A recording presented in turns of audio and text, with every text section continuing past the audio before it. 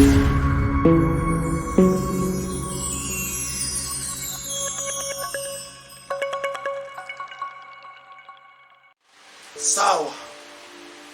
Today, by the grace of Elohim being back in the house, leo kwa neema ya Bwana vile tumerudi kwa nyumba, Elohim will assist us to understand a subject linked to humility.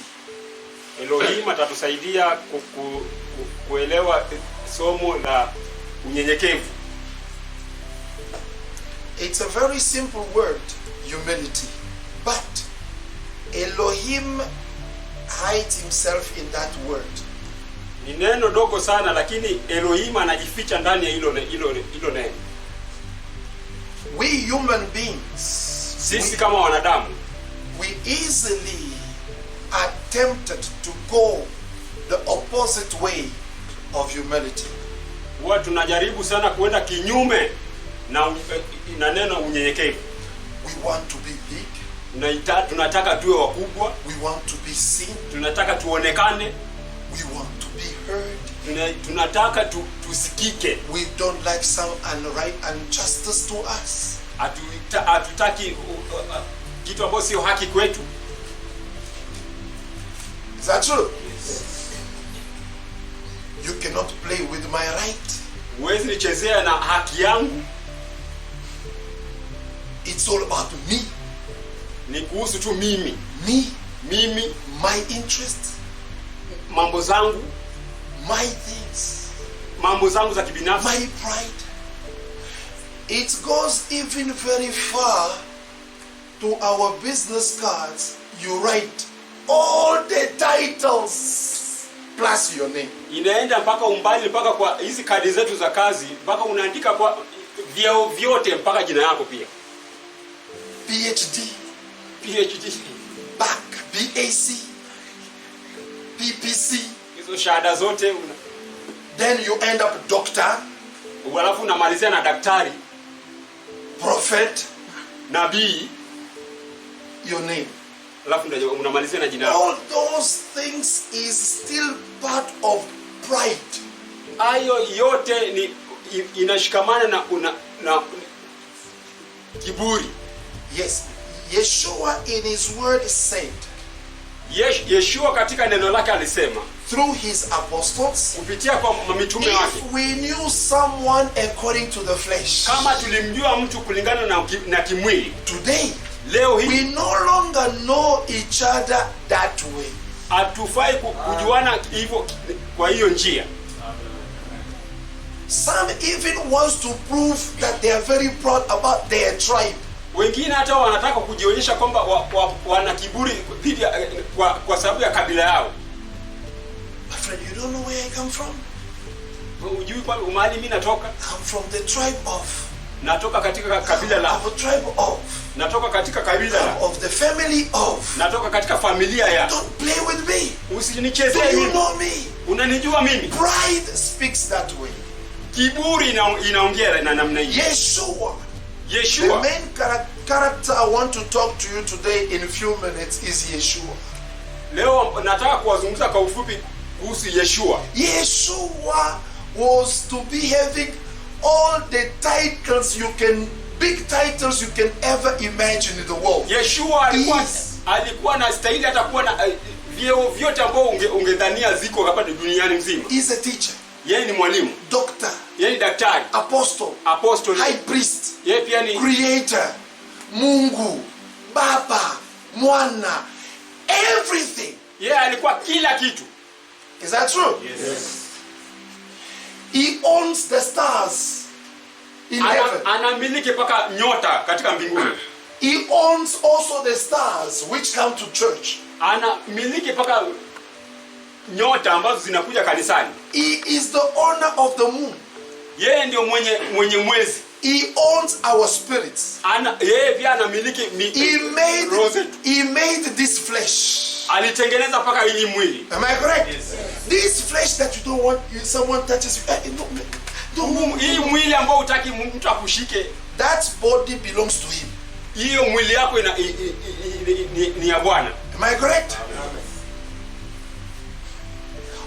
the gold and diamonds of Africa belongs to him. Almasi zote na dhahabu zote ni zake yeye. I want to show you how rich Yeshua is. Nitataka kukuonyesha vile Yeshua alivyo tajiri.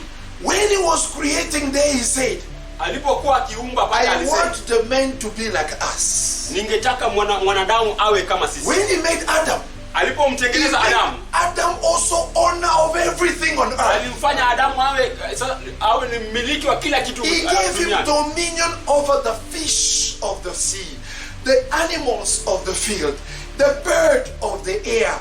He named everything. Alimweka Adamu kuwa mmiliki wa ardhi na akawa mmiliki wa wanyama zote na akamfanya kuwa kila kitu. Elohim, the owner of heaven and earth. Elohim ambaye ni mwenye mbingu na nchi. Adam, the owner of everything on earth. Adamu mwenye mbingu na nchi. As long as Elohim had this son looking like him, there was no sin. As long as Elohim was having his son looking like him, there was no sin. Nasema kama vile Elohim alipokuwa na mwana wake ambaye anafanana na yeye, hakukuwa na dhambi. Amen. Say amen. Amen. Every time you will look like Elohim. Remember my words. Every time in your life you will look like Elohim. Wakati wote ukiwa kama Elohim katika maisha yako, you will have no sin. Utakuwa bila dhambi yote. The moment you start living Elohim's side, pindi unapoishi kwa Elohim, upande wa Elohim, you go to your own side, unaenda kwa upande wako mwenyewe, shida, trouble, problems start. Shida zinaanzia napo. Amen. What was the first problem in heaven? Ilikuwa shida gani ilikuwa mwanzo huko mbinguni? Lack of humility. Amen. Thank you for saying amen. Kutokuwa mnyenyekevu. Satan, who was not created in the image of God. The scripture does not say that. Shetani hakuumbwa katika mfano wa Mungu. Biblia isemi hivyo. He looked at Elohim. Alimwangalia Elohim. He saw all the angels are worshiping him. Aliona kwamba malaika wote wanamwabudu yeye. All the cherubims are singing holy, holy, only him. Makerubimu wote walikuwa wanaimba holy, holy kwa yeye tu. What do you think our problem is? Unadhani shida yetu ni nini? I'm looking at brother so.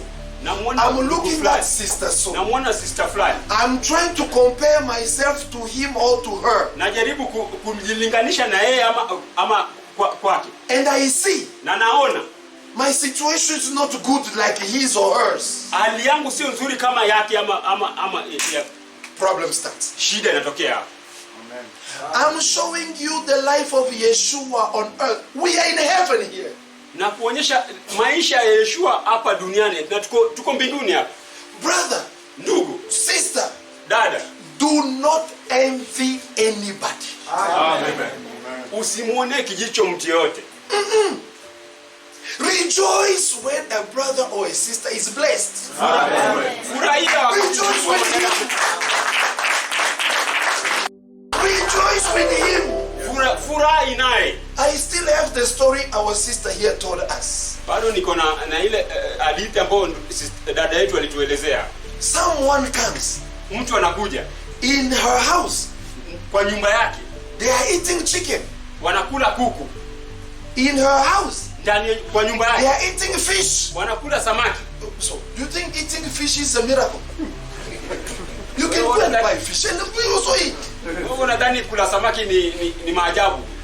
Unaweza kuenda huko nje na if you don't have money, go to the river and fish yourself. Kama una pesa uende kwa mto uende ukavue mwenyewe. Satan dwells in pride. Amen. Shetani yumo ndani ya Elohim dwells in humility. Amen. Elohim anakaa ndani ya Satan has nothing. Shetani hana chochote. I can tell you, he has nothing. Hana chochote. He owns nothing. amiliki chochote. He is a thief. Yeye ni mwizi. Satan is a thief. Shetani ni mwizi. He stole the powers of this kingdom from Adam. Aliiba zile nguvu za ufalme huu kutoka kwa Adamu. Look at the way he talks to Yeshua. Angalia vile anaongea na He Yeshua. puts his hand in the pocket. Anaweka mkono kwa Yeshua, if you are the son of God, Yeshua, kama wewe ni mwana wa Mungu.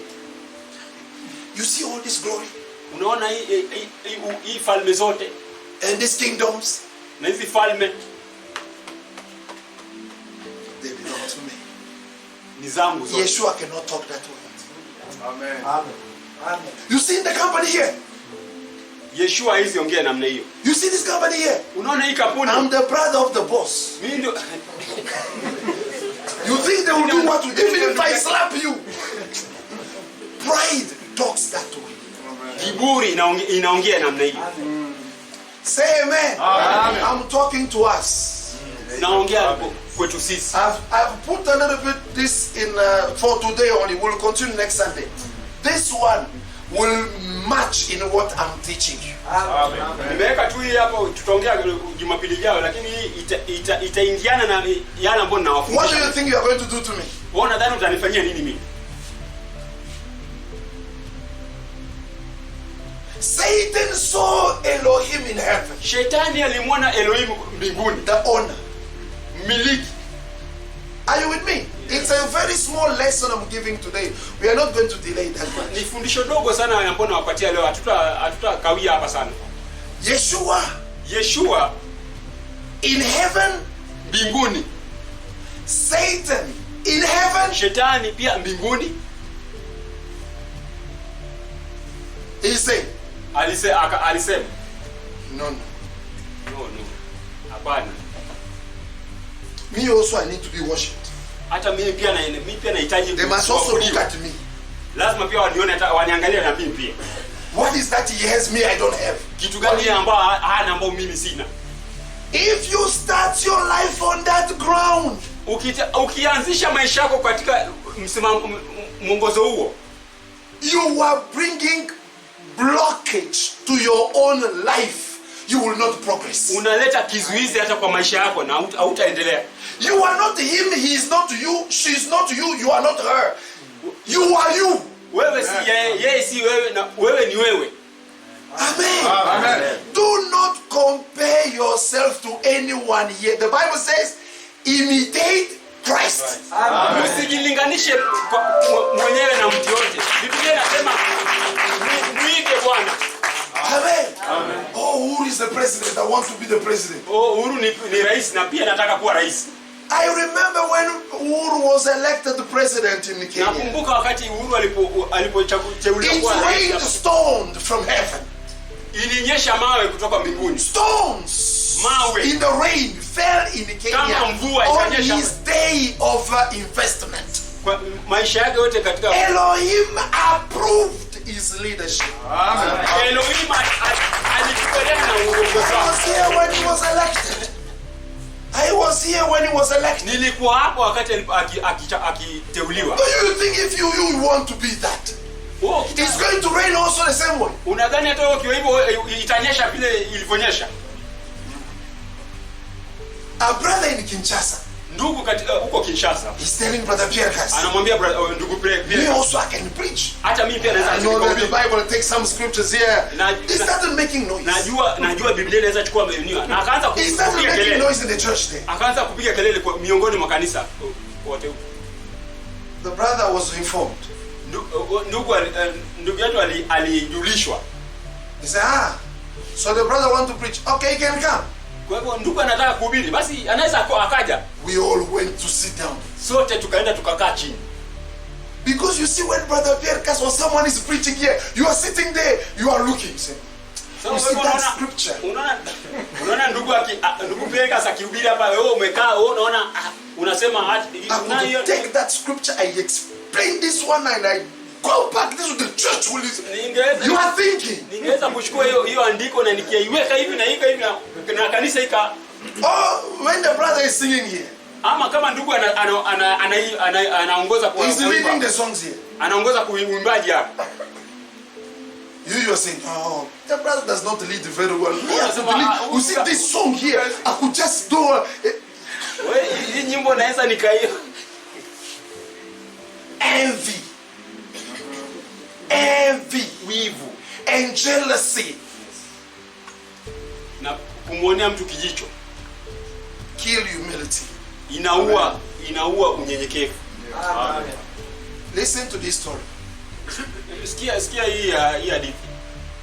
Satan Shetani saw Elohim alimwona Elohim being magnified. akiinuliwa, He lost his humility. alipoteza unyenyekevu wake. Amen. Amen.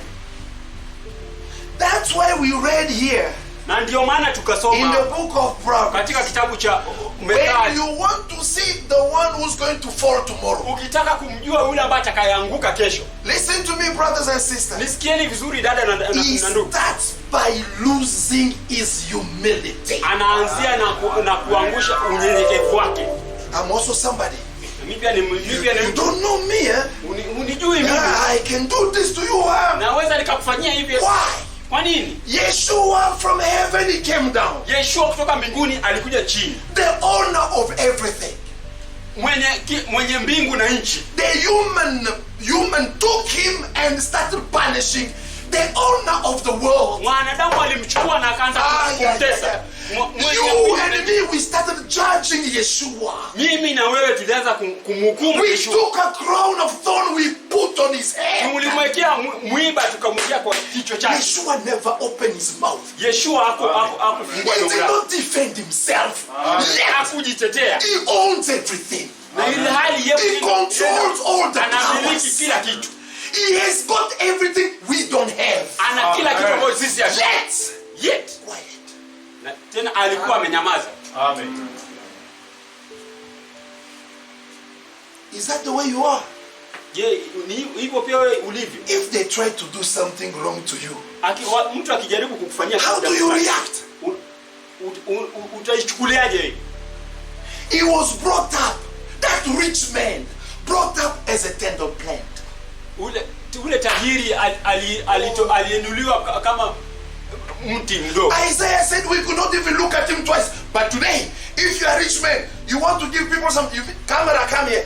Isaiah alisema hata tungeweza kumwona hata mara mbili, lakini leo ukitaka kuniona unataka kamera You want everyone to know you have done something. unataka kila mtu ajue kwamba umefanya jambo fulani. Be humble. Amen. Amen. Let us be humble. Wewe ni wanyenyekevu. To be humble is to look like Elohim. Kuwa mnyenyekevu ni kuwa kama I Yeshua. want to show you now that he was right. Nataka kukuonyesha kwamba alikuwa He did not do anything wrong. hakufanya jambo lote baya. He has not been wrong in any way. Hajawahi kuwa na kosa lolote Yet, he never opened his mouth. ilhali hakufungua mdomo wake. You, Wewe are you here? ama wewe hapa, Someone does something wrong to you. mtu anafanya jambo fulani kwako wewe, Hey. The whole world must know. dunia mzima lazima ijue. Everything changed. Kila kitu inabadilika. Are we looking like Yeshua? Je, tunafanana kama Yeshua?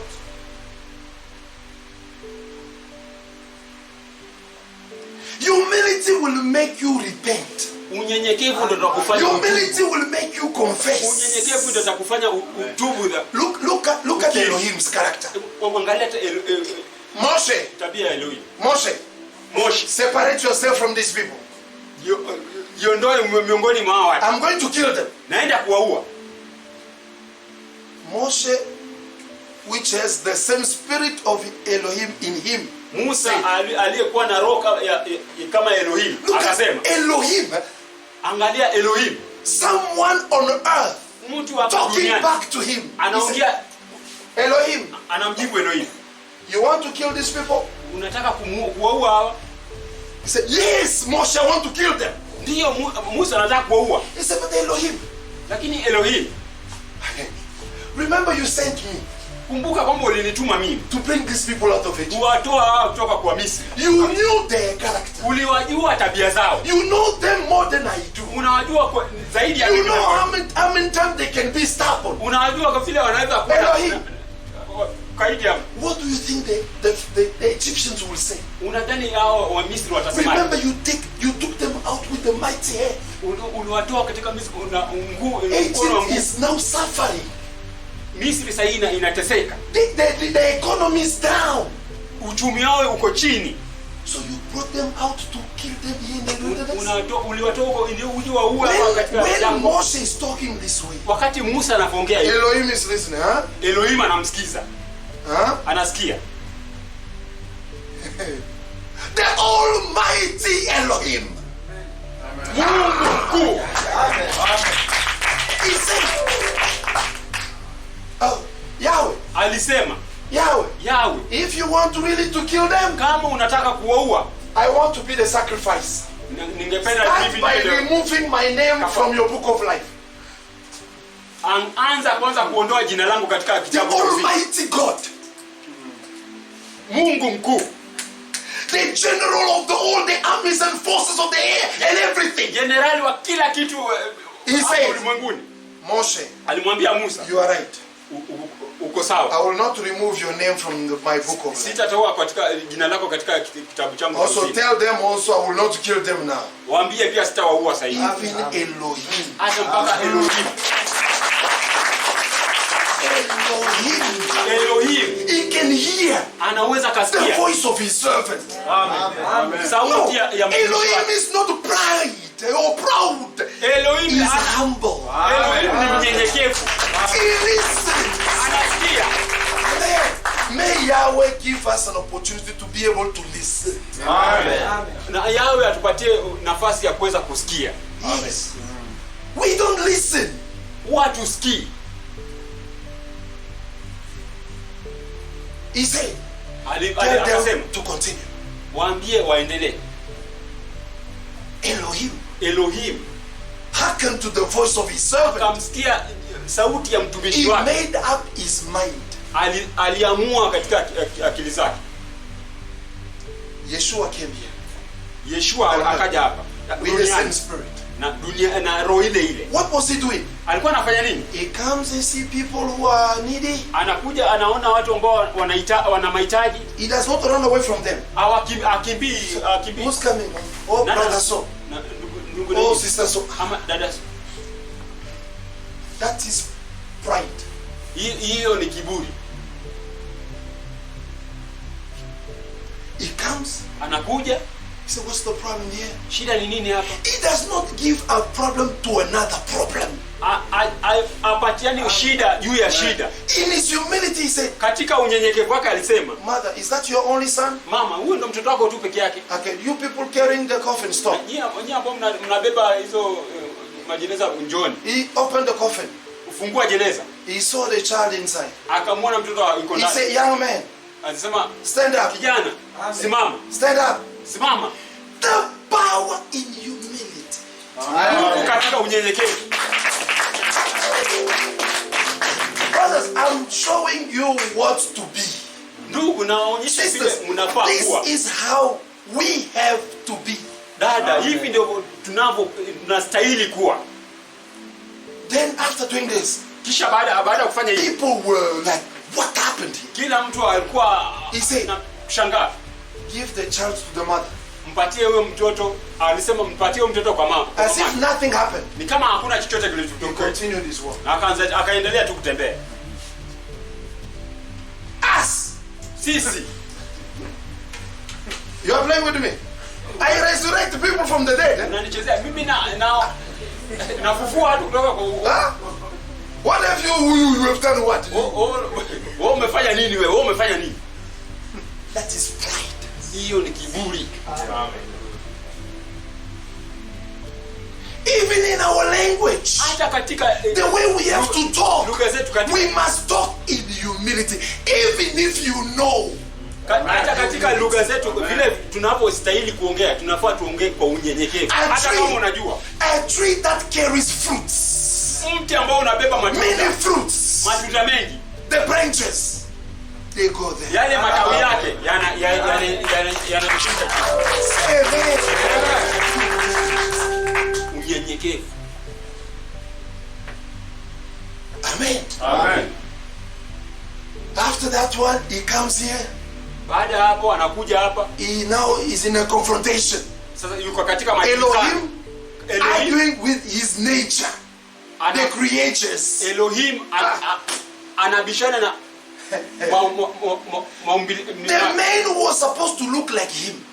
Yule ambaye alikuwa afaa awe kama yeye. They are arguing with him. Wanajibizana na yeye. Akasema, you have to eat, this is the bread that came from heaven. Mpaka ule hii ndio hii ni mkate ambao ulitoka mbinguni. Your father ate the manna. Babako alikula ile manna. All of them, they are dead in the wilderness. Wote walikufa katika huko jangwani. But if you eat from this bread, lakini utakapokula hii mkate, you cannot suffer anymore. You will not die anymore. Utakufa kabisa. You will go from death to life. Utatoka katika kifo hadi uhai. He said, akasema, I am the bread of life. Mimi ni mkate wa uzima. The people looked at him. Watu wakaanza kumwangalia. You? Wewe? He said, yes. Even if you're looking at me, destroy this temple. In 3 days, I will... No. Destroy this temple. And in 3 days, I will rebuild it. Hata kama unaniangalia mimi, akasema, angamiza hii hekalu. Baada ya siku 3 nitaitengeneza tena. He said, akasema, the reason why you want to kill me, sababu ambayo unataka kuniua, is because ni kwa sababu you are not of the sons of God. Nyinyi si wana wa Mungu. You have for father, mna baba, the devil, ambaye ni and shetani. that's why you want to kill me. Na ndio maana mnataka kuniua. Someone who has shown you the things from God. Mtu ambaye ameshakuonyesha mambo kutoka kwa Mungu. He told them again. Akamwambia tena, why don't you understand my speech? Mbona haumuelewi lugha yangu? Why is that when the Bible said be humble? You don't understand. Why don't you understand my speech? Biblia ikisema kuwa mnyenyekevu, mbona uelewi? He says, nakasema, it's because my word kwa sababu maneno yangu cannot penetrate. Haiwezi kapenya ikaingia ndani yako. Amen. Don't you know that the words I'm teaching you are spirit and life? Je, amjui kwamba maneno ambayo nahubiria ni uzima na ukweli. Na ukweli. Spirit and truth. Uzima na ukweli. Then he says to them, na akamwambia, flesh, this flesh, hii nyama does not profit. Haisaidii chochote. We want to put makeups, nataka tuweke earrings, the chains, shanga, the trousers, the tight clothes, na nguo za kubana, to magnify the useless body we have here. Ili tuinue hii mwili ambao hauna maana. Useless. Usio na maana. It came from the ground. Ilitoka ardhini. It shall return to the ground. Na itarudi kwa katika. This body cannot go to heaven. Hii mwili haiwezi kwenda. Because this body is cursed. Kwa sababu mwili huu umelaaniwa. It's the ground that was cursed. Ni ardhi look at this body the way it behaves. Angalia hii mwili vile inavyofanya. I see a woman. Naona mwanamke. I started changing my way of walking. Naanza kubadilisha mwendo wangu wa You see now he goes quickly to the toilet. Unamwona anaenda mbio kwa chooni. Some they take even the perfume they put in the mouth. Mwingine hata anachukua hata hizi all that yote hayo to seduce a woman, ili aweze kumshawishi. That's the work of this flesh. Amen. Wrong or right? Right. A woman, mwanamke, she wants to be attractive. Anataka kuwa wa kuvutia. We don't consult Elohim for those things. No, we consult ourselves. Atumwendee Mungu kumuuliza kwa ajili ya mambo haya. Tunajiuliza sio nini. Elohim cannot agree with what we do with this body. Elohim hawezi kubaliana na yale ambayo tunafanyia na hii mwili. You see the lady? Unamwona mwanamke put makeup, anaweka vipodozi, mini skirt, anaweka hii sketi fupi. She does not want to be natural anymore. Hataki kuwa mtu wa kawaida kabisa. She has a mission. She is on a mission. Ana nia fulani. The mission is what? Na nia yake ni nini? And the sons of God Na wana wa saw Mungu that the daughters of men were wakaona kwamba wanadamu walikuwa beautiful. warembo. She wants to use the murembo side Anataka kuutumia hiyo urembo to seduce. ili ashawishi. That's the work of the flesh. Hiyo ndio kazi ya mwili. Now, to be born again Kuzaliwa is mara when all these attributes linked to the body of this flesh, ni wakati haya mambo yote ambayo yanahusika na mwili when they die in you. yanakufa ndani yako. Amen. Pride must die. Kiburi lazima ife. Say amen. Amen. When pride dies in you, Pindi kiburi inapokufa there ndani are yako. people who don't have. Kuna watu ambao Listen to me. They don't have, hawana but they want to pretend they have everything. na wanataka kujifanya kwamba wana kila You kitu. go with them in the restaurant. Wanaenda kwa Sometimes be also wise. You go to the restaurant. unaenda kwa You have nothing. No, because you must not show that you are low profile. una chochote lakini unataka kuonyesha kwamba You want to show that you are not low profile. unataka kuonyesha kwamba wewe ni si mtu wa chini. It's lack of humility. Hiyo ni kukosa. You want to say, you just wanted to drink Coca-Cola. Unaenda tu kunywa tu Coca-Cola. The waitress come with the menu. Ule mhudumu anakuja na ile You want Coca-Cola. unataka Coca-Cola. You also take. Wewe pia unachukua. Knowing that you are not going to order. Unajua kwamba utaitisha. So that they don't say, oh no, they just put the menu there, it was just given. No, you have to show that you know. Unataka tu kuonyesha kwamba unajua. How much is this? Hii ni pesa ngapi? You hear the price. Unasikia na Why can't you be humble? mbona usio mnyenyekevu? Amen.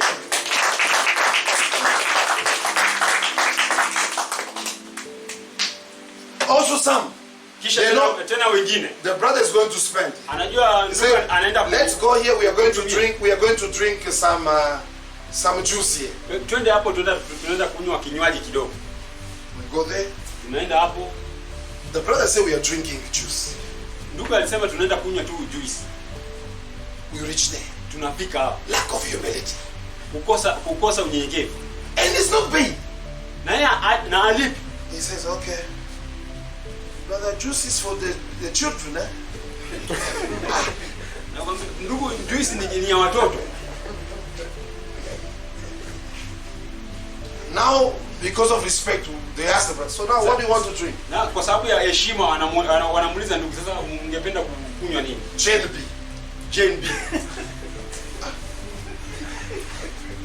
Brother, you want Jane B? Yeah, yes. If there is no Jane B, you can get me Jack Daniels. Kama hakuna Jane B unaweza nitafutia Jack Daniels. You see now all the brothers were there. All of us, we look at you. So ndugu alikuwa hapo, sote And he tunamwangalia. does not understand. Na hata haelewi. Let's born again.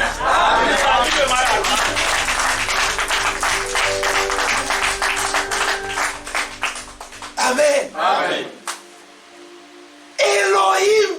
Elohim He never pretended. hakujifanya. When he did not have, Wakati hakuwa nayo. and we have to pay tax. Na tunafaa tulipe Hakujifanya. Hakujifanya. He did not pretend. Yeshua said, Peter, come. Yeshua akasema Petro njoo. The people of KRA, Watu wa ushuru, KRA. wa ushuru. Kenyan Revenue Authority, Wale watu wenye ushuru they want us to pay. wanataka tulipe ushuru. Peter, what do you have? Petro una nini? Sina kitu. Petro akasema hana kitu. Petro also Yeshua, what do you have? Petro akamuuliza Yeshua, wewe una Yeshua, the owner of everything. Yeshua he says, akasema Gold and silver are mine. dhahabu na almasi ni zangu. And what KRA wants is my silver. Yote ambao wana ushuru wanataka They ni yangu. want my silver. Wanataka To pay them. Ndio niwalipe. He says, Akasema Petro, wende kazi. go to work. Amen. Amen. Say amen. Amen. You want to be able to pay taxes? Don't come and sing hallelujah here. Amen. Hallelujah will not give you. Go to work. Amen. No, you don't have work, but you become too spiritual. Una kazi lakini unajifanya wa kiroho. You know the word. Unajua neno. The word. Neno. Elohim is not a lazy man. Amen. Look, Elohim has been working throughout. Even his son said, my father is working, me also I am Working. Elohim si mzembe hata wanawake akasema baba anafanya hata mimi pia ninafanya kazi. Yes. No, you, it's only speaking in tongues. Wewe tu ni kunena tu na ndimi. Yeshua said to Peter. Yeshua akamwambia Petro. You used to fish, isn't it? Ulikuwa It's not that because you have believed in me now that you stop fishing. si ati kwa sababu umeniamini. Continue fishing, my friend. Endelea kuvua. Amen. Say amen. Amen. Yes. Yeshua did not ask him to climb a tree of avocado. No, he was not a climber of avocado tree. Yeshua akamwambia He used to fish. avocado. Elohim used only the talent he gave him. Elohim alitumia Why can't you use your talent? ile uwezo ambao alimpatia. Kwa nini usitumie uwezo wako? No, you know that one is not your business. Wewe si Check here. He said, when you go to fish, akasema wakati utakapoenda kuvua. Elohim had already seen the vision. Elohim alikuwa tayari shaona hiyo There was maono. a man who came with money, Kulikuwa na mtu alikuwa anamkuja na pesa. the coin. He was playing in the beach. Alikuwa anacheza katika ufuoni wa bahari. And because he did not remove his trouser, he was having maybe a trouser that was having a hole inside Sababu there. alikuwa hakuwa na suruali So the money fell. alikuwa imetoboka. Na pesa ikaanguka. And remember the Bible says, if you pick up something that does not belong to you, Biblia inasema ukiokota kitu ambacho sio chako, look for the owner. mtafute mwenyewe. And if you don't find the owner, Kama utampata mwenyewe, bring it to the priest.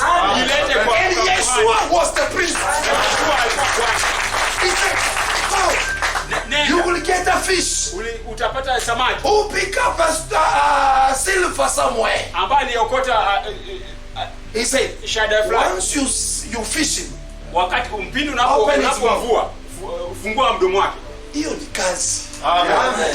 Hiyo ni kazi. Penda kazi. That is what. Tumika kazi. Amen. Yahweh atabless kazi ya mikono yako. Amen. Elohim will bless the work of your hands. The scripture says, anyone who does not work must not eat. Yeyote ambaye It also thus says the Lord. ndivyo asema Bwana. Amen. Amina. He went. Akaenda. Maybe for some time, the Jew appear in a jua kali. It hits on your head. You are The there, sun was shining. waiting for that fish. Na ukiingoja ile samaki. You fish, you open. Hakuna. Yeshua did not say this one. Kazi plus patience. Pamoja na utii. You cannot be patient.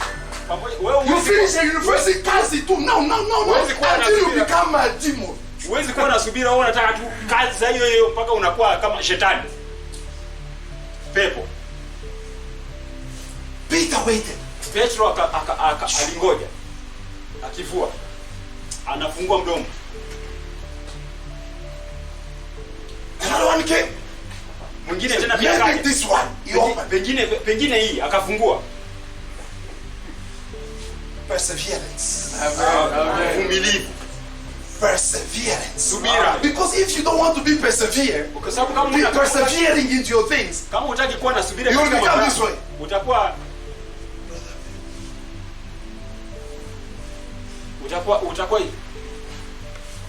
Brother Branham says, ndugu Branham alisema we are not in the business of asking for money. hatuko katika biashara ya kuomba pesa. We are not preaching for money. Hatuhubiri kwa ajili ya He said, this character called a make believer.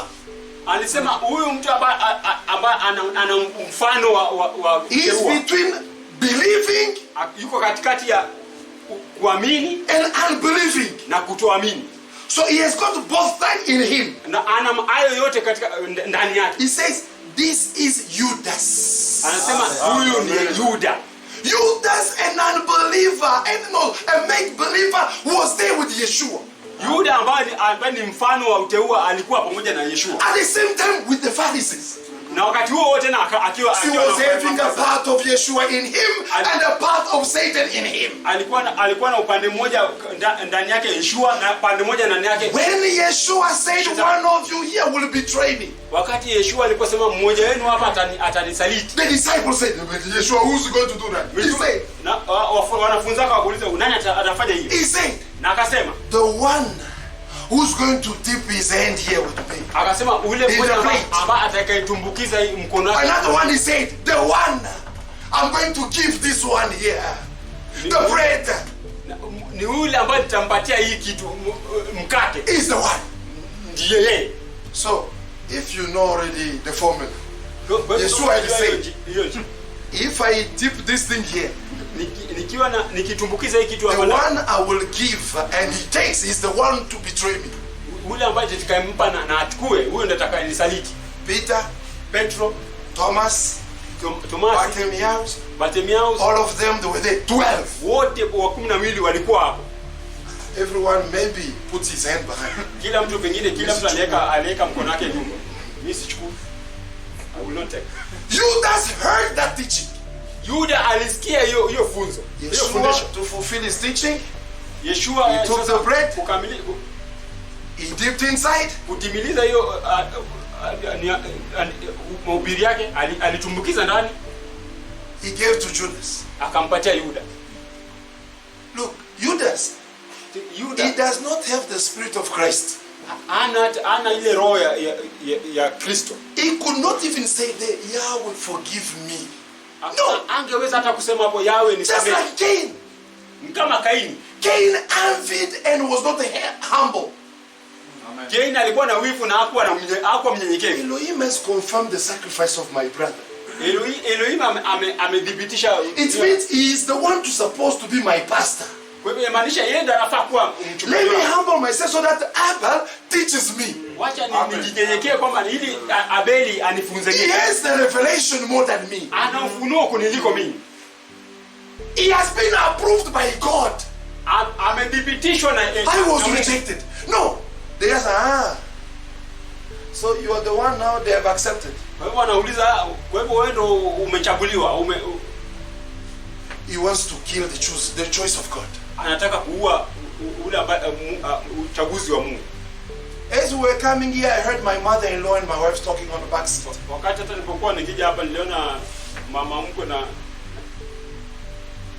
they were talking in mke wangu akiongea huko nyuma. We dealt with some cases in Kinshasa there.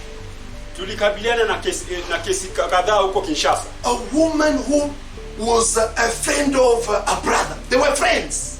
Even where they were staying and they believed. Friends. Mwanamke ambaye alikuwa ni rafiki ya ndugu na walikuwa marafiki. Listen carefully. Sikizeni kwa makini. That sister never got married.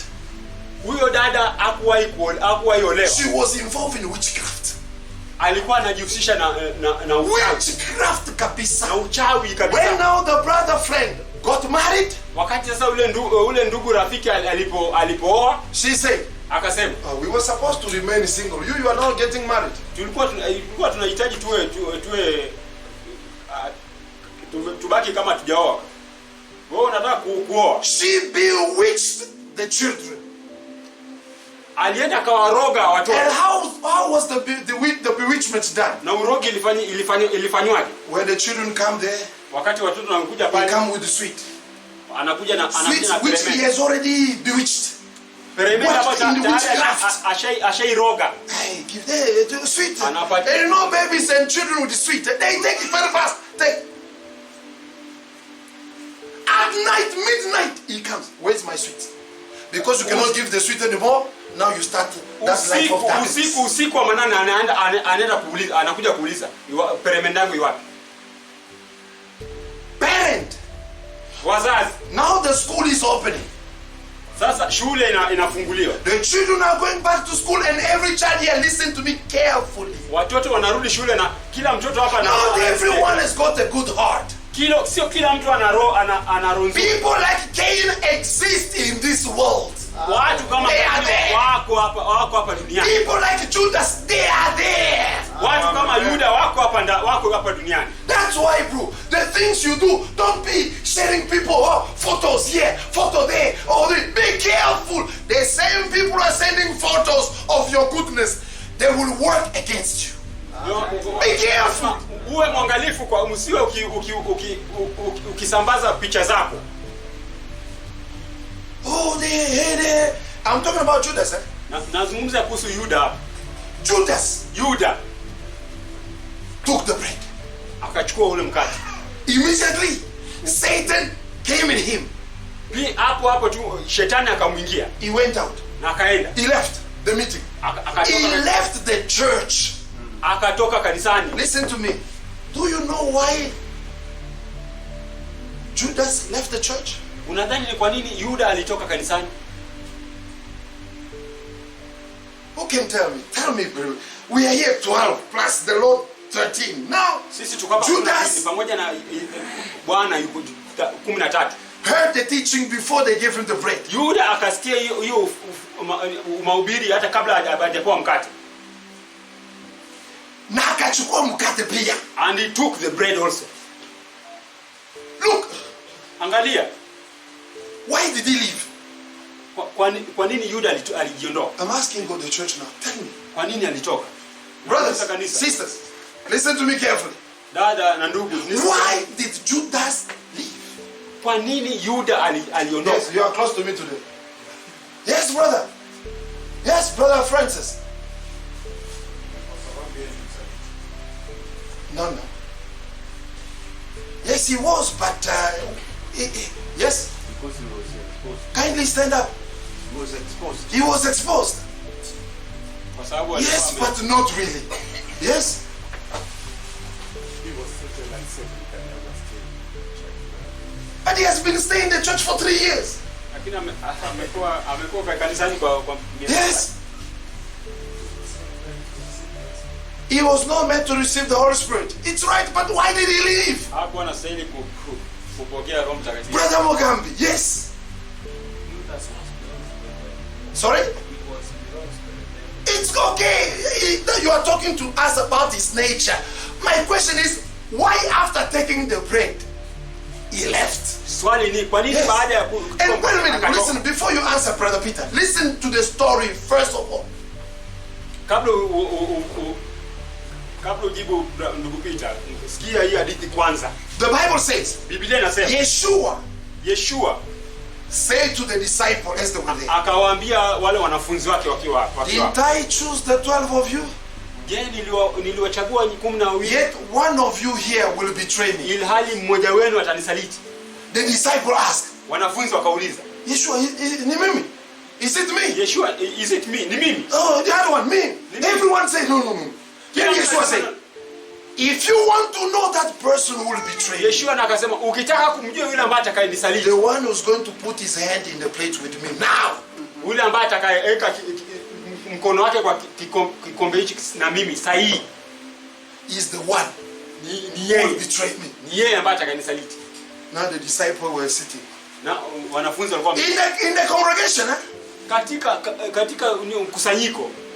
They say now Yeshua taking his hand, put in the plate. Ukijua Yeshua akienda kuuniwa akaweka kwa Judas stood up Judas akasimama without controlling himself. Even said, Yeshua, I heard the truth. My hand, no, the hand went. bila hata kujizuia, mkono ulienda. With Yeshua put through, I put like this. Yeye akaweka namna hii. Immediately, Hapo Judas, knowingly listen to me, knowingly anafanya makusudi, akijua that he was going to betray Yeshua, kwamba alikuwa anajua anaenda being the son of the devil, kwa yeye ni but mwana, also an apostle of Yeshua lakini HaMashiach, wakati huo yeye pia ni mtume also being in the true church of the living and Elohim. pia akiwa ndani ya kanisa la ukweli la He Elohim, stood up alisimama and walked out. na akatoka. My question is now, Swali langu ni why? kwa nini? Yes, Brother Peter. No, we know he was filled with the spirit of the devil. The problem is, it's not the spirit of the devil that took him out. Shida sio eti kwamba hiyo. Why did he go out of the church? Kwa nini alijiondoa nje ya kanisa? This character of Judas, you find it in the Bible in many places. Tabia kama hii ya yule unaipata kwa Biblia kwa sehemu nyingi. Yes, have a seat. Oh, you want to say? Because his church, they usually want to live in the church. That go and do it. No. Yes, Brother Samuel. Help us. You are a prophet. Yes. His pride is what made him to walk away, and he was not.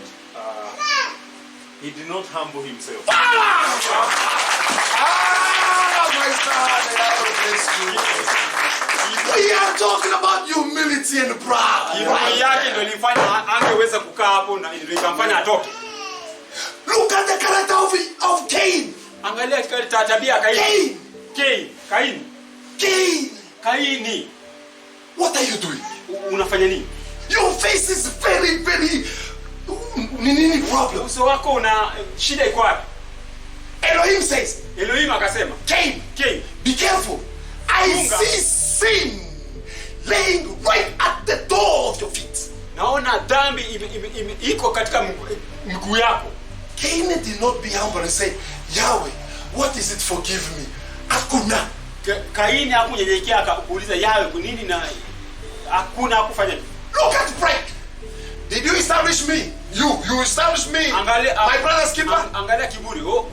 Ulifanya mimi ni wewe. But Cain, where is your brother? Lakini he cannot even confess I killed him. Kaini ndugu yako yuwapi? Hawezi hata kutubu kwa when someone is not humble, kama mtu he can never confess. Kama mtu si mnyenyekevu hawezi akatubu. No, why should I confess to him? Kwa nini nikiri mbele? He's my boss. Yeye ni mkubwa wangu. He can do what he want to do. Anaweza fanya chochote anataka. That's the character. Hiyo ndo tabia. That's the character. Na hiyo ndo tabia of Judas. Ya Yuda. Judas, you are aware. Judas, you have been informed. Unauelewa. Putting your hand here means to betray. Kwamba kuweka mkono wako hapa imaanisha kumsaliti. He could not help himself. Hangeweza kujisaidia.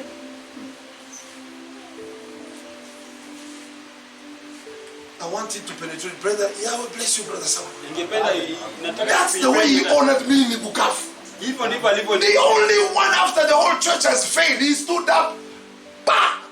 I felt like I was filled with the Holy Spirit.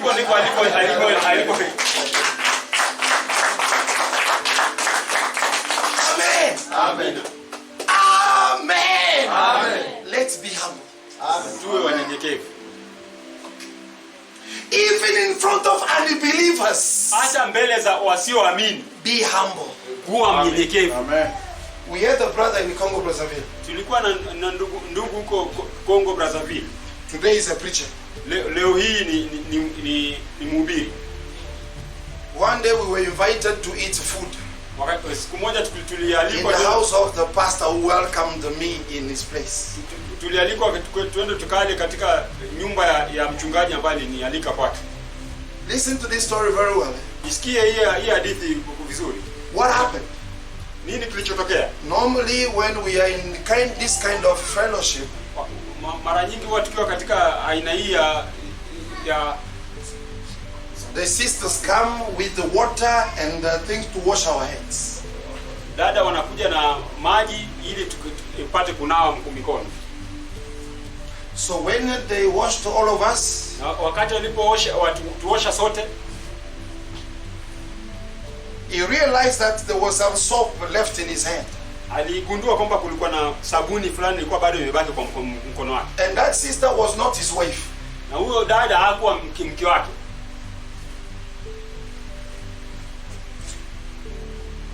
So he said, hey, kwa hivyo akasema, I still have soap in my hands. Bado niko na sabuni katika mkononi mwangu. He spoke to the sister. Akaongea na ule dada. By the way, that sister was also a demon. huyo dada pia alikuwa ni I shetani. told you here that we got a lady who said she was a mermaid. Niliwaambia hapa kwamba kuna mtu Remember the story? alikuwa ni mtunusu. Very shining like this. Anang'ara kama hii. Because between Congo Brazzaville and Congo Kinshasa, there is a big river there, River Congo. Kwa hivyo katika So that's where they go to eat people. Kwa hivyo kati ya Congo Brazzaville na Congo Kinshasa kuna mto hapo kubwa.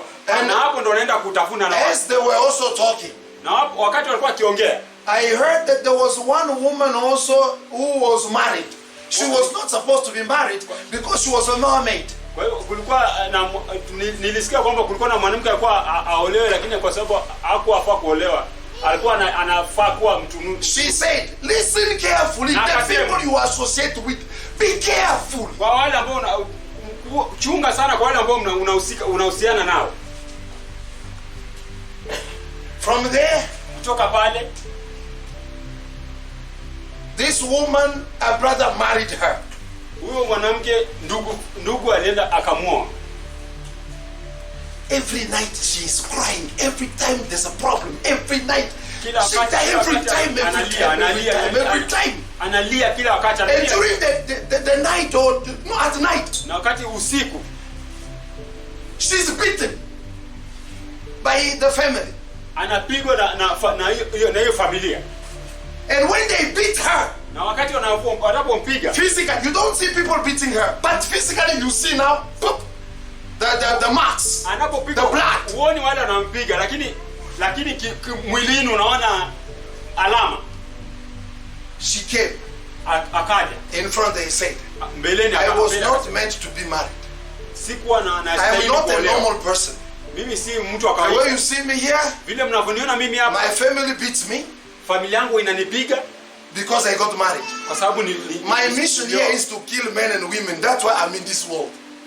Nia yangu hapa ni kuua wanaume na wanawake. Ndio maana ni kwa you also you. Wewe pia wewe. You just see any woman say, brother, I want to marry. Be careful. Be careful. Amen. You become all of a sudden in a hurry. Oh, brother, no, brother. You know the time is moving. Jesus is coming back. Jesus is coming back.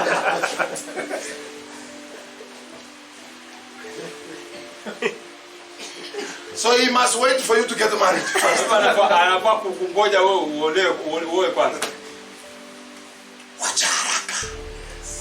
Haraka. Haina. Haraka has no place. You want to get married? Ask Elohim to give you your wife. It's also part of humility. Muombe Elohim akupatie mke wako. Hiyo pia ni moja wapo ya unyenyekevu. Yes. Like a brother told me, saying, kama ndugu aliniambia, brother Samuel has got married. Umemwona ndugu Samuel ameshaoa. This fine out, brother. Na dada ni I also. And he is doing this.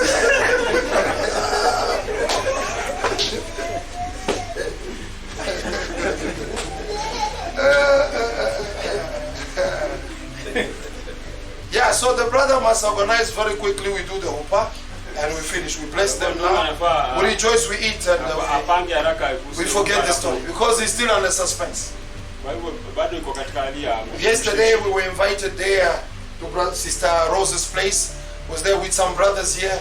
We were watching the wedding of the Jew. The hopa. Beautiful. The wedding. Brother Petro, did you see? You were there, right? Did you see the way the lady was turning her? And drinking the kiddush. Okay. Doing the right thing.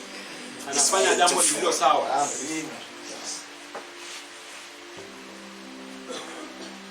Humility. Unyenyekevu. She killed everyone. Aliua kila mtu. After she confessed this way she could not stay in the church, she also left the church. Alipokiri mambo haya, yeye pia angeweza kutoka sana, yeye pia katoka. I was expecting to hear my mother-in-law saying that she asked for forgiveness. She did not ask for forgiveness. She left. Hakuomba msamaha, Just alitoka. like Judas. Kama Yuda. The character of pride in us, we easily don't say sorry. tabia ya kiburi ndani yetu huwa kawaida hatuwezi sema No! kuomba msamaha. You can even say sorry. Last time I was saying sorry to my son here, Netanya. Unaweza hata kuomba msamaha kwa mtoto wangu hapa. I called him, I did something wrong I did not know. I called him in my bedroom saying, Nilifanya kosa na sikujua na nikamwomba msamaha.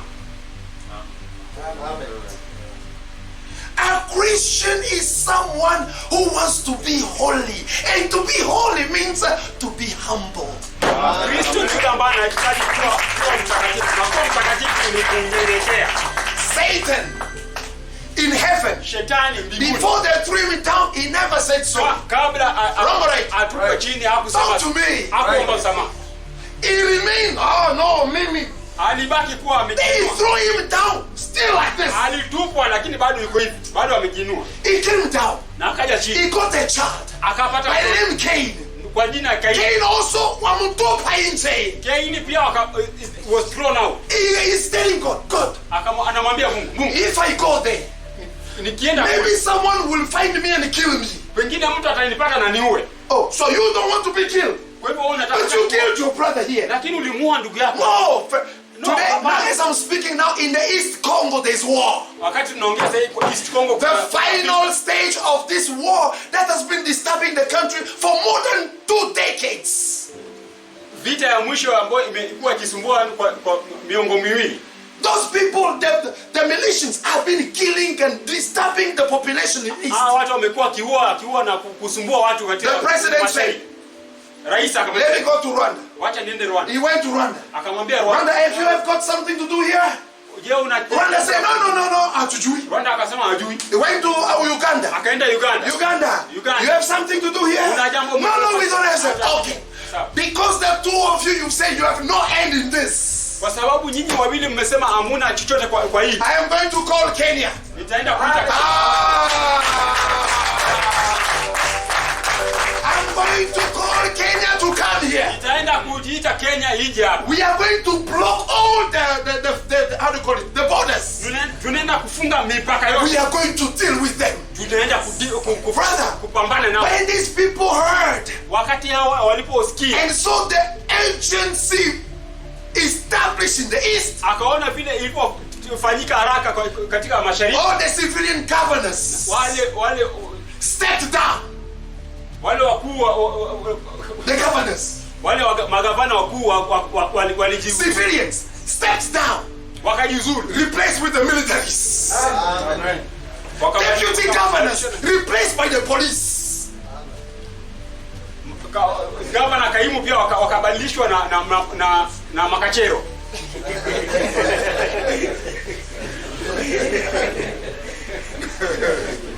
Now the parliament, the how do you call it, the na bunge na hiyo bunge replaced by militaries and police. ikabadilishwa na wanajeshi na Look, polisi. the normal way of doing things. Angalia kwa njia ya kawaida ya kufanya jambo. All those rebellious people, Wale ambao makaidi they took their gun. walichukua They bunduki zao, came to the serikali. wakaja kwa serikali. We surrendered. It became easy. They came officially to repent. They were not arrested. Walikuja wenyewe But us here, lakini sisi hapa you start by lying. unaanza kwa Do kudanganya. you know this man? No, I don't know this man. Unamjua huyu No, I have not even met him. hata sijai I don't even know what's happening there. sijui hata sijui They kinachotokea. say, hey, Brother Francis Anasema ndugu Francis and Brother Alex, na brother Alex, investigate this matter. chunguza hii maneno. Go and find out if this statement is true. Nenda ukachunguza kama hii maneno Hey, ni kweli. brother, lack of humility. Kukosa If you are humble, you automatically confess everything you've done. ukiwa mnyenyekevu unaenda tu unakiri. Look at Jonah.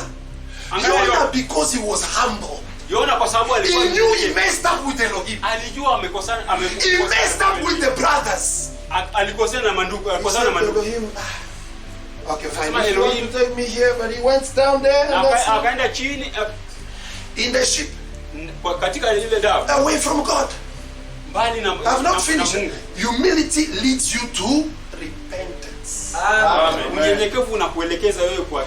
If you see someone, he knows he has done something wrong. No. Ukimwona mtu unajua amefanya jambo. He's also singing, Na yeye pia anaimba.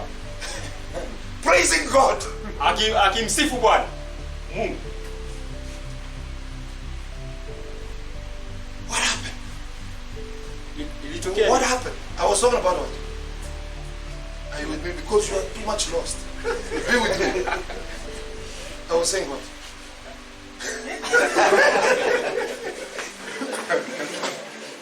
Satan cannot humble himself to say sorry. Shetani hawezi akajinyenyekeza mwenyewe aombe msamaha. No, he can't. Hawezi. Amen. Amen. Kaini, Son of the devil. mtoto wa He did not want shetani. to be killed, Hakutaka kuua, but he's killing. lakini yeye anaua. Chased. Akafukuzwa. Look at Judas, Mwangalie Yuda, son of the devil. mtoto wa shetani. They rebuked the wrong thing he's doing. Walikemea jambo ambalo alikuwa He had no time to anafanya. say sorry. Hakuwa na muda hata kuomba msamaha.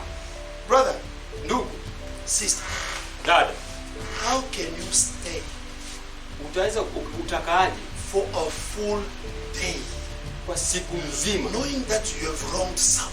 ukijua kwamba umemkosea mtu, Knowing even if it's an enemy you have wronged. ukijua kwamba hata ni adui umemkosea, How do you stay Inakuwa- without feeling the regret in your heart to fix it? How? unakaje You are strong. Uhisi hata ile kujuta kwamba umemkosea. Brother, you are strong. You are strong. Sister, you are strong. Kweli una nguvu. How will you pray? Utaombaje? How will you work? Utafanyaje How kazi? will you talk with this brother in peace, knowing that there is another brother there having things against you, not because you don't know, but you know? Utaongeaje na huyu ndugu kwa amani ukijua kwazi kwamba ule ndugu mwingine pale ulimkosea na unajua. If you see someone not willing to repent, he's not humble. Ukiona mtu ambaye hataki hata kuomba msamaha, yeye si mnyenyekevu. I told you, those are people in the east. Nilikwambia wale watu katika mashariki Surrendered. walisalimu amri. We killed, yes, but we are wrong now. We come here. Tuliua lakini We have come ourselves to surrender. tumekuja kuomba They are msamaha. going to be arrested, put in jail. Wataenda In that way, washikwe wapelekwe korokoro. they spare their life. Kwa njia hiyo You wakawaja. don't surrender, the government will roll on you. Kama usalimu amri, serikali itapinduka kwako. And they were showing a lady, Na walikuwa wanaonyesha dada very thin, mwembamba dark, mweusi in the east. mashariki kule. The military came to her house Jeshi ilikuja ndani ya nyumba yake because their drone has shown things inside. kwa sababu ile Brother, you can't believe. ile ilionyesha I show nyanya an old woman, grandmothers. nyanya mzee, mwanamke mzee kabisa. They went into her room. Waliingia ndani ya chumba chake, They brought out wakatoa AK-47, AK, a Kalashnikov wakatoa binduki from that house. kutoka kwa hiyo Now the military were like, sasa jeshi pia alikuwa na you are very old. wewe ni mzee, How do you do this? unakuwa She said, alisema they come to me wanakuja kwangu because I'm old. kwa sababu mimi ni mzee, They give me to keep these things. wananipa niweke hizi And vitu. also at night when I wake up, I Na see kwa sababu someone, usiku wakati I use it. They ask, how do you use it? wakamuuliza Show. She took nyanya, crack. akayalisha.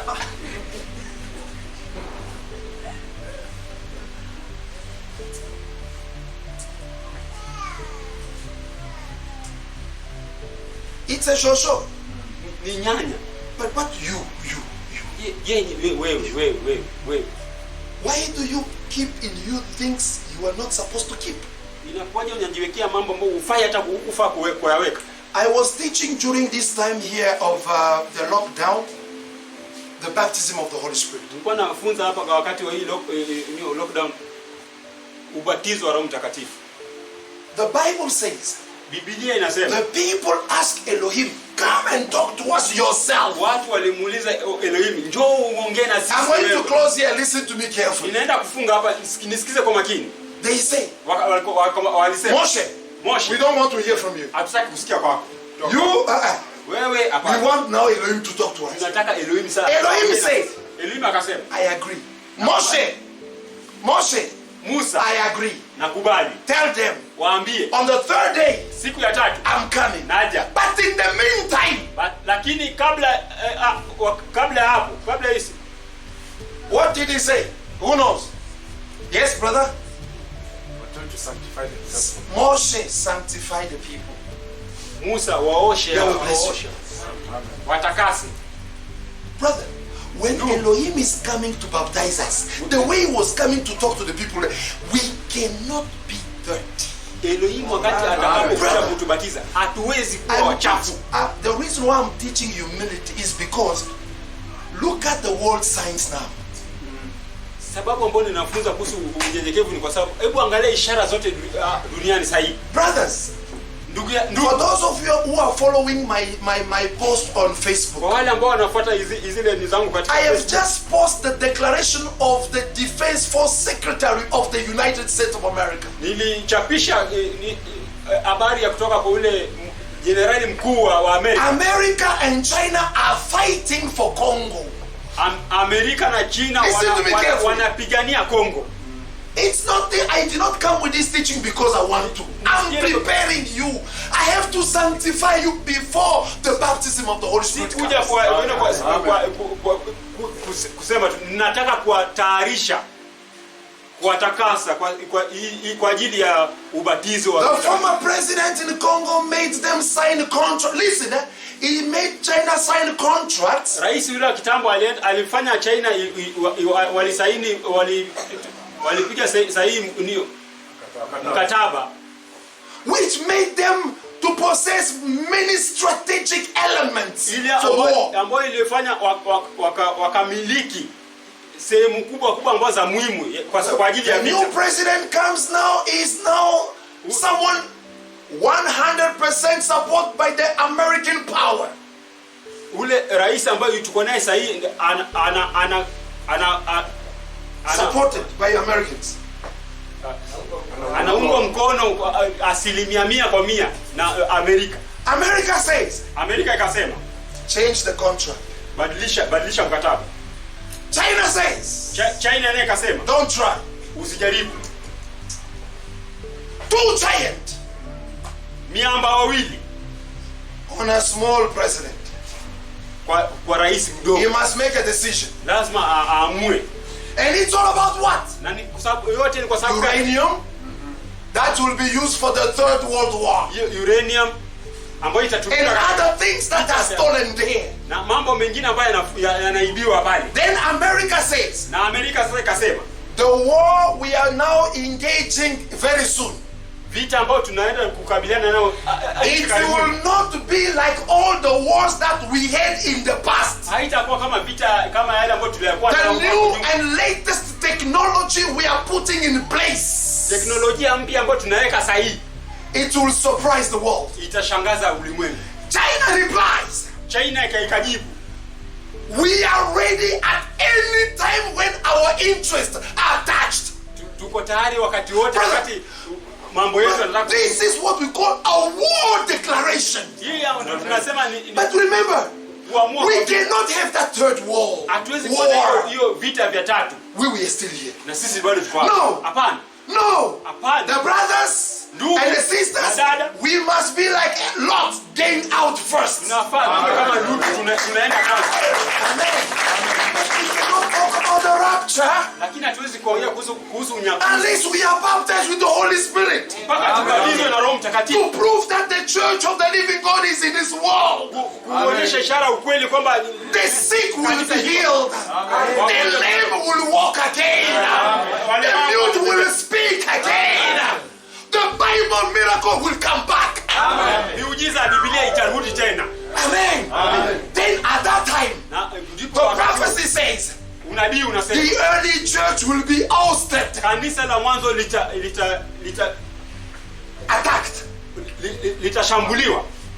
All these denominations, Haya madhehebu zote they will gather in ecumenism watakusanyika katika ile ikumeni to attack the early church because ili washambulie kanisa la all the members are going to the early kwa church. sababu Everyone is going to the early church. washiriki wao wote Now wanafanya let's na destroy the early church. wacha tuharibu ile Now kanisa. when they will come to destroy the early church, Wanapoenda kwenda kushambulia kanisa, the commander in chief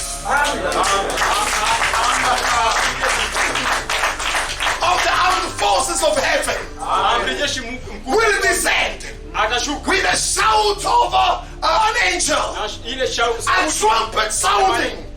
The dead in Christ here in Kenya, in the world, will wake up. wafu wale waliokufa katika Kristo wote watafufuka, And us na sisi pia living ambao at that time, na wakati huo we will change tutabadilika together with them. pamoja na wao. The Bible says, we will see Yeshua in the air. Tutamwona Yeshua katika mawingu And we will go. na tutaenda. Look at what's happening already now. Angalia vile mambo yanavyoenda. Brother, sister, sanctify yourself. Mjitakase ndugu na dada. David said, Daudi anasema, I feel bad living with unconfessed sin. na hisi vibaya kuishi na dhambi ambazo sisiakili. Dhambi you have there. You are involved in witchcraft. You are a mermaid. Wewe ni mtu nusu. How do you call now the mermaid and male? They are called what? Mtu nusu. So if it's a woman is a mermaid, so the man is what? Father maid? Or what? Or man maid? Okay, you have understood. If you are in those things, Ukiwa kwa hizo, you went to witchcraft. ulienda kwa uchawi. Let me tell you, Wacha niwaambie, anyone here yeyote hapa who has touched witchcraft ambaye and you amegusa have uchawi not confessed, na hujaikiri, when the baptism of the Holy Spirit will fall here, ubatizo wa Roho run away. utakapokuja. Run before we see you. Kimbia kabla Because we will see you the way I see this Bible this kwa way. sababu tutakuona vile tunavyoona hii Biblia hii. The only thing to avoid that is confessing now. Jambo tu la kufanya hivyo ni kukiri sahihi. Yeshua, and I'm closing. Yeshua We are going to read now in Philippians chapter 2. tunaenda kusoma wa Filipi mstari wa As I'm mlango wa closing, pili. is my lesson good? Yes. Does it touch your heart? Yes. It's not translating. Funzo langu iko sawa. Brothers and sisters, the brother is not translating very well, but he's doing his best. Oh yes. But Amen. please try to understand. Yes. We are going to take Philippians. Tunaenda kusoma wa Filipi, See what Philippo? Philippi. wa Filipi Chapter 4. mlango wa 4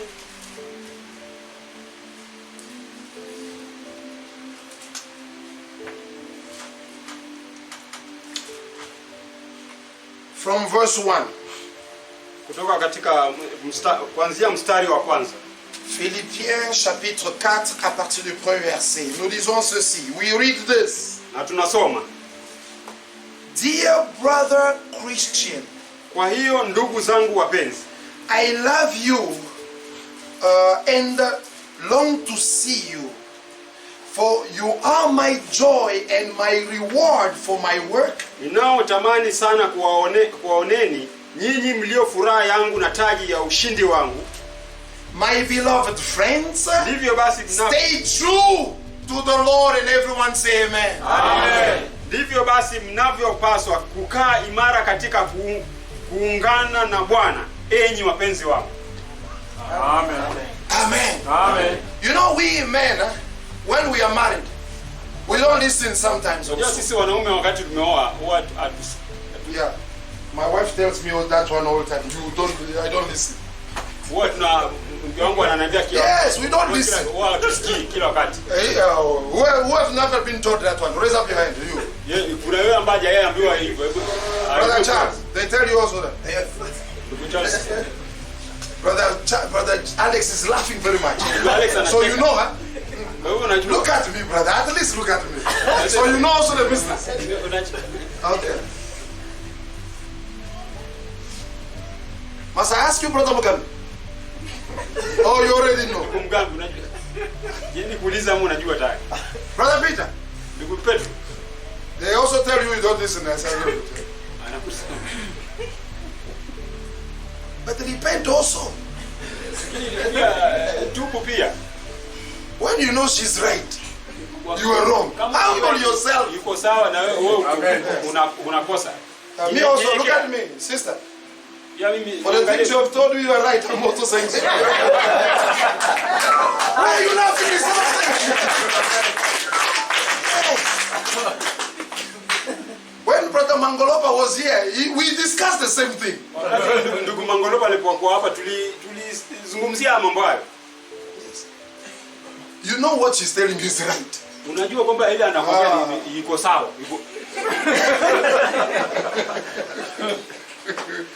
Lack of humility, it's bad. Kukosa unyenyekevu ni mbaya. Say amen. Hey, Yahweh, shall I forgive us? Amen. Elohim is the husband, but he heard the voice of his wife, Moshe. Elohim ndo Bwana, lakini alisikia sauti ya mke wake Musa. Yes, Musa was his wife. Musa alikuwa mke wake. Because the Bible says, kwa sababu Biblia your inasema creator, your maker is your husband. Mbaji wako ni bwanako. Amen. That's why we believe his word. Ndio maana tunaamini neno lake. See, you're being humble. It's the time to fix life. Kuwa mnyenyekevu ndio wakati Yeshua is coming. Amen. Yeshua You are doing good things, you stop doing it. Go back to do good things. mambo mema na ukasimama, rudi uendelee kufanya mambo mema. We have said ours. They have also to say theirs. Tumesema yetu. Hao pia Brother Alex, wanasema yao. Sivo? Yes. Ah, okay, good. Verse 2. Mstari wa pili. Now I want to plead with you, with those. Oh, what's happening here?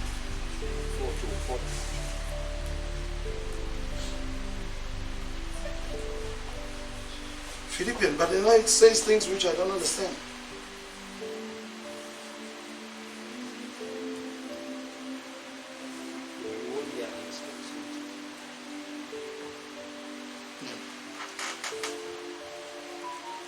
It must be Philippians chapter 2. Yes. Sorry for that one. It's Philippians chapter 2.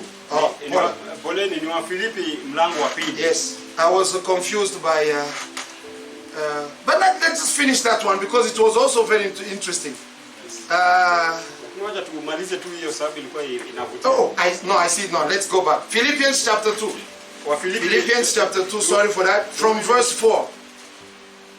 Kuanzia mstari wa 4. No, let's just take from 1, we go as we are reading. We have no comment because at 12 I want to stop. Tuanzie tu mwanzo kuanzia moja tunasoma tu. Is there, Philippiens chapitre 2 à partir du premier verset. Is there any such thing as Christian cheering each other up? Do you love me enough to want to help me? Yes. Does it mean anything to you that we are brothers in the Lord, sharing the same spirit? Are your hearts tender and sympathetic at all? Listen to the reading. Yeah. Verse 1. Maisha yenu katika Kristo yanawapeni nguvu. Je, It's a question. Answer this question when you go home. Read. Je, upendo wake unawafarijini? Je, mnao umoja wa Roho Mtakatifu na kuoneana huruma na kusikitikiana Kuoneana nyinyi kwa huruma. nyinyi? When it's a case of a brother here and a sister or something, I've been looking for you now, you utapata. No, that is Shetani in you. Wakati kuna kesi ya ndugu na dada, sasa ndo nimekupata. Waiting for him now. Nilikuwa I've been namngoja waiting sasa. for you now. I got you. Nimekuwa nikimungoja kwa hivyo sasa nimekupata. Christ does not speak that way. Amen. Kristo aongei namna hiyo. Also, Kisha tena something has happened jambo fulani limetokea concerning a brother somewhere. kuhusu ndugu fulani. it becomes the subject of the brother and his wife in the house. Inakuwa sasa ni gumzo kwa hiyo ndugu na bibi yake kwa Don't nyumba. you feel ashamed to discuss a brother, you and your wife in the house? Don't you feel bad? Uoni haya kuzungumzia kuhusu ndugu wewe na mke wako ndani ya nyumba yako? And your wife can also not stop you. Say no, don't say this. Don't be this Na way. mke wako hawezi ataka No, kuzuia. you just take. You just take. Wewe unachukua. You just unameza yote. Unameza, you just swallow it. We continue. Tunaendelea. Verse 2. Mstari wa And make me truly happy by loving each other. Everybody say amen. Amen. Make me happy by loving each other and agreeing wholeheartedly with each other, working together with one heart and one mind and one purpose. Basi ikamilisheni furaha yangu kwa kuwa na fikra moja, upendo mmoja, moyo mmoja na nia moja. Don't be selfish. Say amen. Well, look at me here, brother and sister. Niangalieni. To fulfill Philippians chapter 2, you must be humble. Ili kutimiza hii wa Filipi mlango wa 2 mpaka uwe mnyenyekevu. To be humble.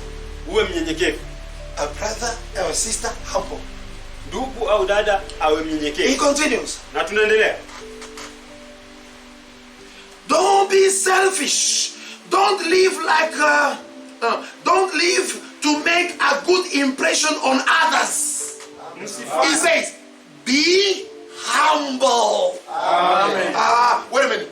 Is there anyone in this world who was to live to make impression on others? Yes, Kulikuwa na mtu ambaye But he alikuwa never did it. Yeshua, lakini Yeshua hakufanya hivyo.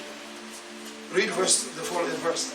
Msifanye chochote kwa moyo wa fitina au kwa majivuno ya bure.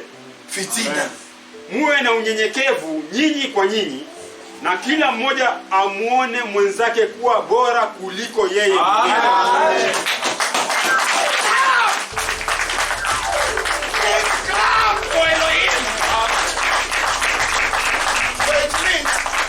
It means Inamaanisha when I look at this sister here, nikimwona huyu dada I must consider her lazima nimchukulie yeye better than me.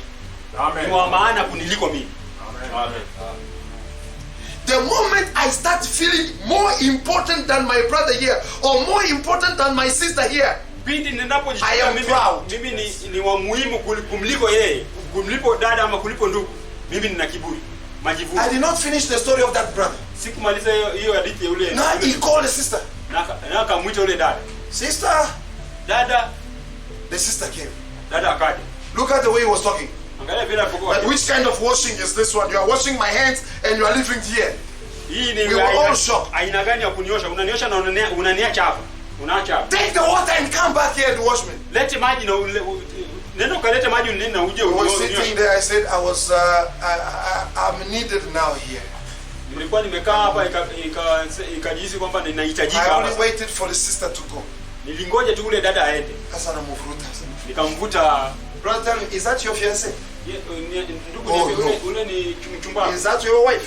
Ni mke wako. Oh no. No. Why are you talking to her this way? Mbona unamzungumzia namna hii? If the father of the lady is here with us, Kama ule baba, will he be in peace with you talking to a daughter that way? unadhani atakuwa anajihisi? No! The man to be the head does not mean you are a dictator. Amen. Say amen. Kwa kitu haimaanishi wewe ni You talk anyhow. unaongea tu, unazungumza tu. Because in the early church, when you are a preacher, wow.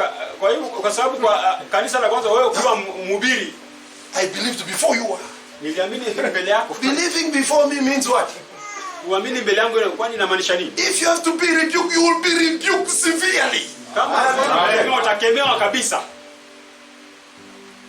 Say amen. Amen. The Bible says also, if you say you know you believed before, but behave like a big brother. Biblia inasema kama ulikuwa unajua No, you are a big brother, but you are like ndugu mkubwa. the one who was born yesterday. Wewe ni ndugu mkubwa lakini unakaa ni kama ulizaliwa jana. Humility. Amen. Unyenyekevu. Look at the way Agar did not have humility. Angalia vile Haga hakuwa na unyenyekevu. She was not the first wife. Hakuwa mke wa kwanza. She's the second. Yeye ndio wa pili. Agar. Hagar. No, God was right to divorce her. Mungu alikuwa sawa She kumtalaka. wakes up in the morning. Anaamka usubuhi. Which is the day? Oh, The child of Father Abraham. mtoto wa Abraham. Sarah is sitting here. Sara amekaa hapo.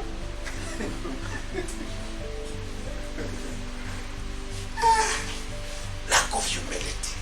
Kukosa unyenyekevu. And I'm closing. Nafunga. Brother, just read. You just read in Swahili, verse 4. Basiwe na mtu anayetafuta faida yake mwenyewe. Say amen. Amen tu. Bali faida ya mwenzake. Amen. Say amen. Amen. Continue. Muwe na msimamo ule ule aliokuwa nao Kristo Yesu. Amen. Which one? Continue. Yeye kwa asili alikuwa daima Mungu. Wait. Lakini Alikuwa nani? alikuwa Mungu. Alikuwa nani? Mungu. The Alikuwa Almighty God. Am I right? Yes. But he says he wants this attitude to be in us. lakini yeye ndio Mungu, lakini anasema anataka hii tabia iwe ndani yetu. Being God. Yeye kuwa Mungu. The owner of everything. Miliki wa kila kitu. But he was like someone who lacked everything. Lakini alikuwa ni kana kwamba yeye ana chochote. Amen. My mother-in-law was talking there also. They say gari. Gari hapa Kenya. Kama mtu yuko na gari. Kenya. Wow. Kenya hizo hapa na zakat. So he cannot walk like us anymore on the ground. No. You like it. Hawezi tembea kama sisi hapa. Gari. Gari. Aka.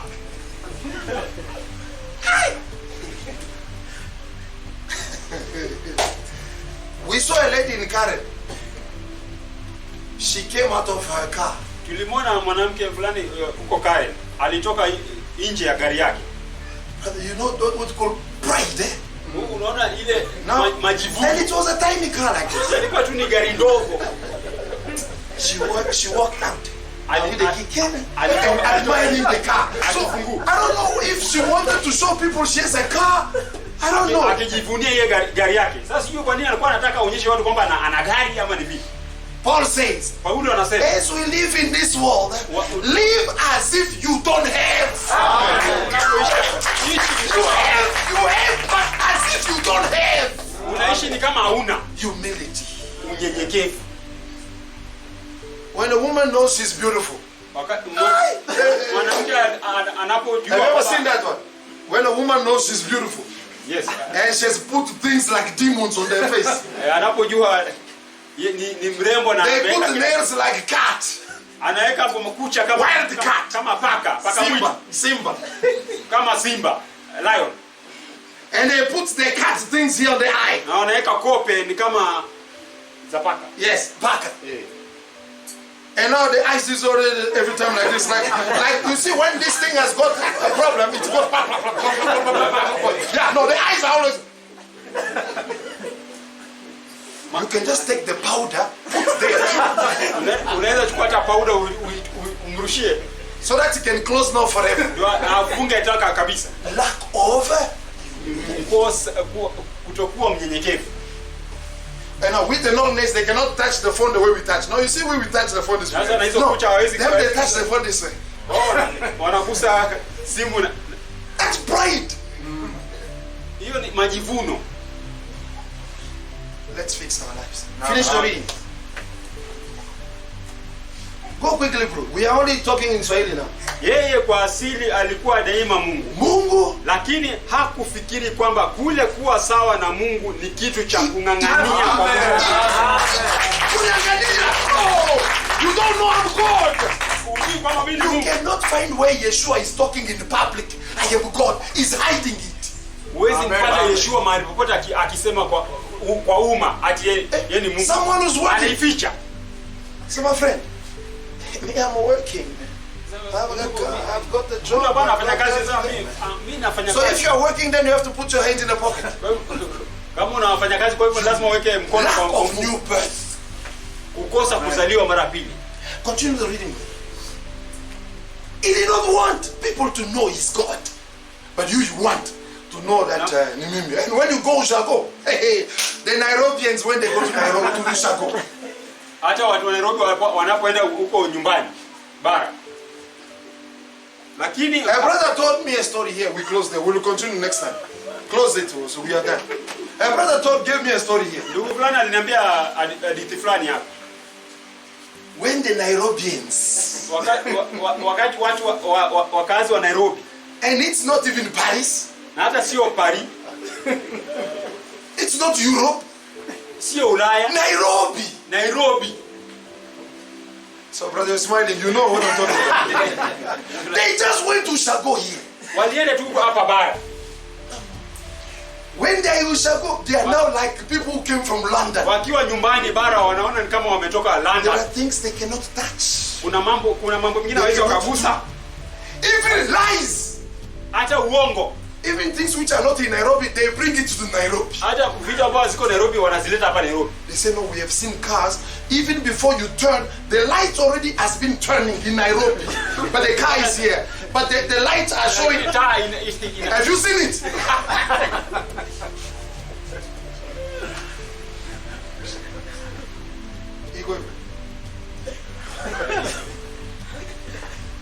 Lack of kukosa unyenyekevu.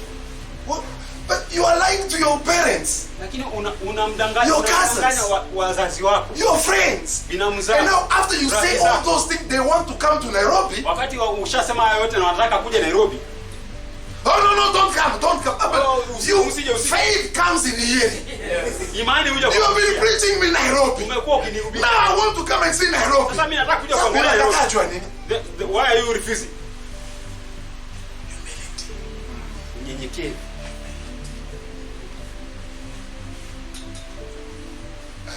Amazing